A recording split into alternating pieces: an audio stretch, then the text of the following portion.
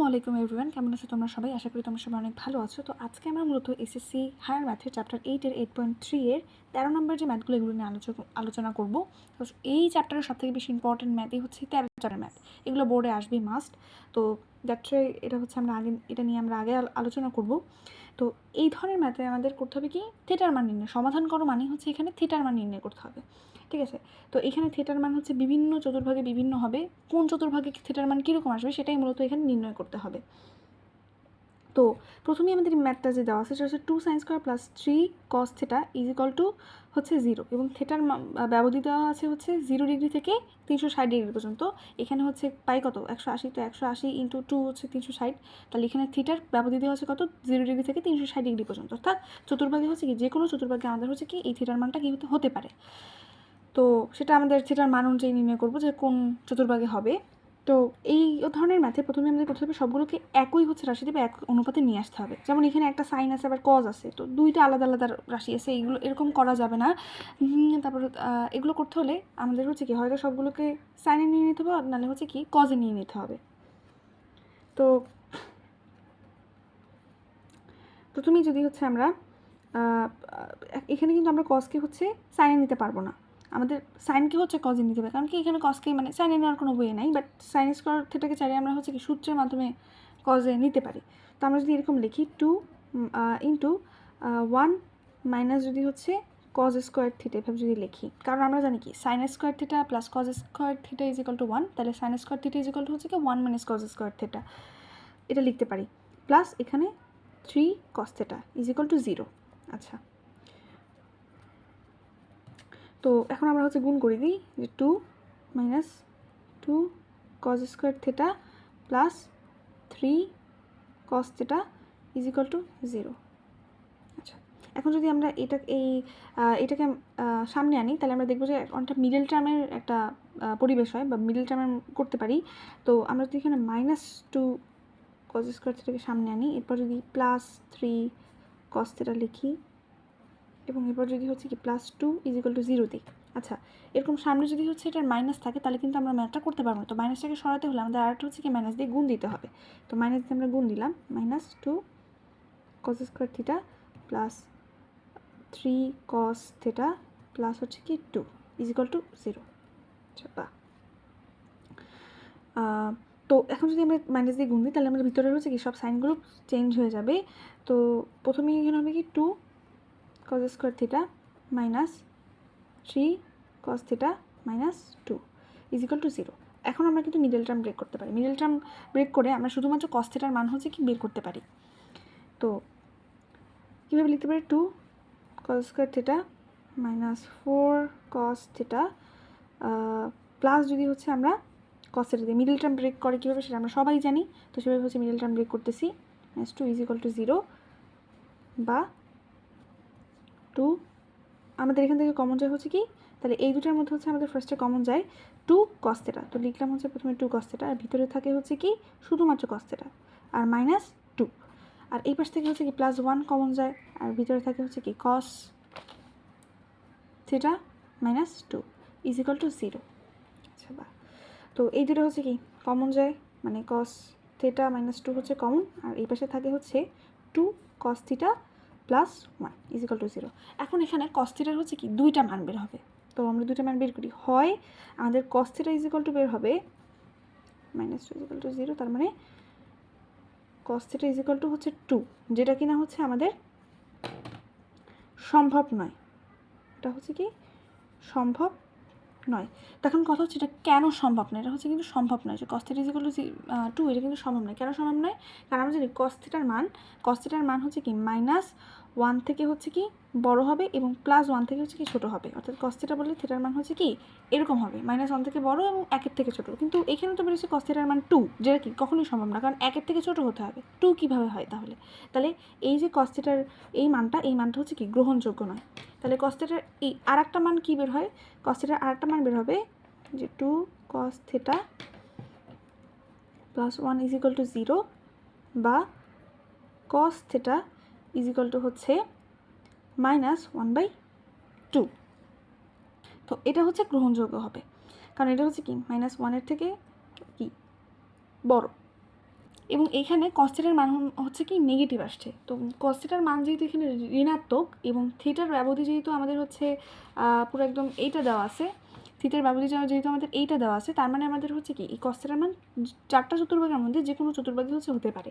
তো এখন যে কোনো চতুর্ভাগ তো হবে না, এটা হবে হচ্ছে মূলত এই থিটার উপর হচ্ছে কি নির্ভর করে। তো থিটার মান যেহেতু মাইনাসে আসছে, তার মানে আমাদের cos থিটা কোন কোন চতুর্ভাগে আর বসতে পারবে, দ্বিতীয় অথবা হচ্ছে কি তৃতীয় চতুর্ভাগে। কারণ আমরা জানি দ্বিতীয় এবং তৃতীয় চতুর্ভাগে হচ্ছে কি cos থিটার মান ঋণাত্মক। তো দ্বিতীয় চতুর্ভাগে এবং তৃতীয় চতুর্ভাগে হচ্ছে কি আমাদের এখন এই থিটার মানটা নির্ণয় করতে হবে। তাহলে প্রথমেই আমাদের এই অঙ্কে কী করতে হবে, প্রথমেই হচ্ছে এই অঙ্কে আমাদের এখান থেকে যে থিটার মানটা বের হবে এইটাই হচ্ছে আমাদের প্রথম চতুর্ভাগে থিটার মান, ঠিক আছে, বা এটাই হচ্ছে কি প্রথম যে থিটাটা।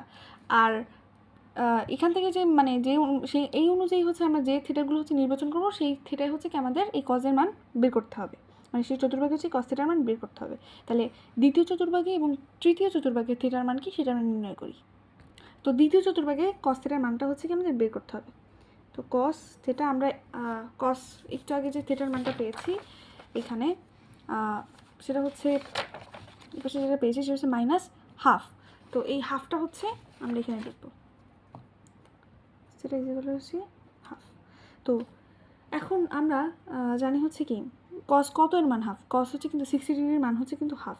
তো আমরা এখানে সেটা লিখবো যে cos থিটা ইজিক্যাল টু হচ্ছে কি cos মাইনাস আগে হবে মাইনাস হচ্ছে কি π/3।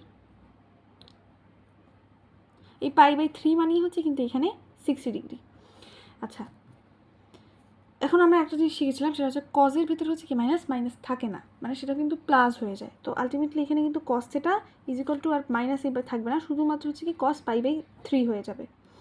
আচ্ছা, তো π/3 হলে এখন দ্বিতীয় চতুর্ভাগে এখানে একটা নিয়ম আছে যে প্রথম চতুর্ভাগে থিটার মান নির্ণয় করতে হলে কী করতে হয় দ্বিতীয় চতুর্ভাগে। তো এটা হচ্ছে একটা সিকোয়েন্স মেনটেন করে, 4টা সিকোয়েন্স আমি লিখে দিচ্ছি। তো সিকোয়েন্সটা হচ্ছে এরকম, মানে আমাদের যদি প্রথম চতুর্ভাগে হচ্ছে থিটার মান নির্ণয় করতে বলে, তার মানে তখন হচ্ছে আমরা এই যে শুরুতে যেটা বের করছিলাম ওই যে cos থিটা ইজিক্যাল টু -½ ওইটাই বসাই দিব, মানে ওইখানে প্রথম যে মানটা বেরোবে থিটার ওইটাই বসাই দিব। আর যদি আমাদের দ্বিতীয় চতুর্ভাগে হচ্ছে থিটার মান নির্ণয় করতে বলে সেক্ষেত্রে হচ্ছে আমাদের কিন্তু পাই মাইনাস যেটা বের হয়েছে প্রথমে এই যে cos থিটা ইজিক্যাল টু -½ এইটা হচ্ছে বিয়োগ করতে হবে, বা এই π/3 হচ্ছে বিয়োগ করতে হবে। মানে দ্বিতীয় চতুর্ভাগে বের করতে বললে পাই মাইনাস প্রথম যেটা বের করছি সেটা, তৃতীয় চতুর্ভাগে বের করতে বললে পাই প্লাস প্রথম যেটা বের করছি সেটা, চতুর্থ চতুর্ভাগে বের করতে বললে 2π মাইনাস প্রথম যেটা বের করছি সেটা। এবার বুঝতে পারছি। তো আমরা যেহেতু দ্বিতীয় চতুর্ভাগে থিটার মান নির্ণয় করবো, তাহলে আমরা এক্ষেত্রে কী করবো, এক্ষেত্রে আমরা হচ্ছে এই cos থিটা ইজিক্যাল টু হচ্ছে আমরা এখানে cos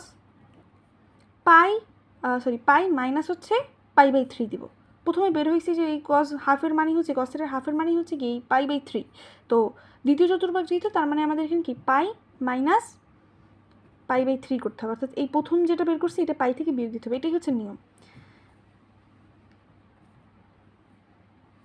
তো ultimately cos theta equal to বের হচ্ছে cos আমাদের 2π/3 বেরোইতেছে, অর্থাৎ আমাদের দ্বিতীয় চতুর্ভাগে থিটার মান হচ্ছে 2π/3। তো আমি আগেও একবার বলছি যে এই ম্যাথের ক্ষেত্রে আমরা কখনো হচ্ছে মানে ডিগ্রিতে কোন ইউজ করব না বা বের করব না, আমরা সবসময় এরকম হচ্ছে পাই আকারে হচ্ছে কি কোনটাকে লিখব। দ্বিতীয় চতুর্ভাগে বের হবে এটা।